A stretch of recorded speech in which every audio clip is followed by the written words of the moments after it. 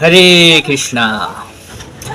নমাম দুষ্কৃতিনো মূঢ়া পপদ্যন্তে নরাধমা মায়া অপহিত জ্ঞানা আসুর ভাবা আশ্রিতম। তো ভগবান শ্রীকৃষ্ণ বলছেন নমাম দুষ্কৃতিনো মূঢ়া, কি যে আমাকে, ভগবান বলছে আমাকে জানতে পারে না কে? নমাম, আমাকে জানতে পারে না। ন মাম মানে আমাকে জানতে পারে না।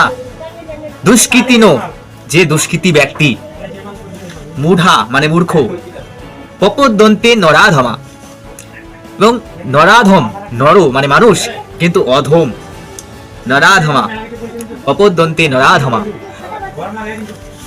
নমাম দুষ্কৃতিনো মূঢ়া পপদ্যন্তে নরাধমা অসুর ভাবা আশ্রিতম, এবং অসুর ভাবের যে আশ্রয় গ্রহণ করে আছে সে ব্যক্তি ভগবান শ্রীকৃষ্ণকে জানতে পারে না।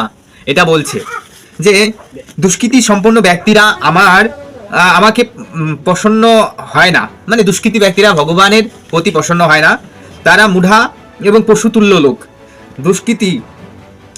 দুষ্কৃতি দৃষ্টান্ততে কৃতিত্ব বলছে যে, অর্থাৎ দুষ্কৃতি বলতে বোঝায় দুষ্ট ব্যক্তিকে দুষ্কৃতি বোঝায়। অথচ কীর্তি পশুবিদ বটে।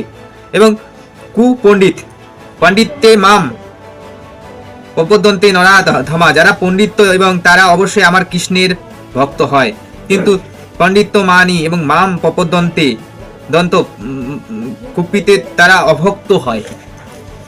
তো এই বিষয়টাই বলছেন নমাম দুষ্কৃতিনো মূঢ়া পপদ্যন্তে নরাধমা মায়া অপহিত জ্ঞানা। তার মন, তার বিষয়টা অপহরণ করেছে, মায়ার দ্বারা অপহরণ হয়েছে, যার তিনি ভগবানকে জানতে পারে না।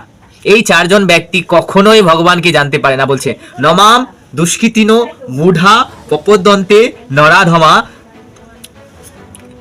এবং আসুরিক ভাবা আশ্রিত। মায়া অপহিত জ্ঞানা, মায়া অপহরণ করেছে এবং আসুরিক ভাব আশ্রিতম। গীতার মধ্যে এই কথাটি ভগবান শ্রীকৃষ্ণ বলছেন। এই বিষয়টাই আর কি ভগবান বোঝাতে চাচ্ছেন যে আমাকে এই চার রকমের ব্যক্তি কখনোই জানতে পারে না। ভগবানকে তারাই জানতে পারে, ভগবানের ভক্ত। তো এই বিষয়টাই বলছে ভক্তা সীমে সখা চিতি রহস্যম এব উত্তমম। ভগবান বলছেন যে আমার রহস্য বা আমাকে জানতে পারে শুধু ভক্ত সীমে সখা চিতি রহস্যম এব উত্তমম। ভগবানের ভক্তই শুধু ভগবানকে জানতে পারে। এই জিনিসটা ভগবান ভগবদ গীতাতেও বলছেন যে ভক্ত অভিজানাতি, ভগবানের ভক্তই শুধু ভগবানকে জানতে পারে। এই বিষয়টাও ভগবান শ্রীকৃষ্ণ আমাদেরকে বলছেন।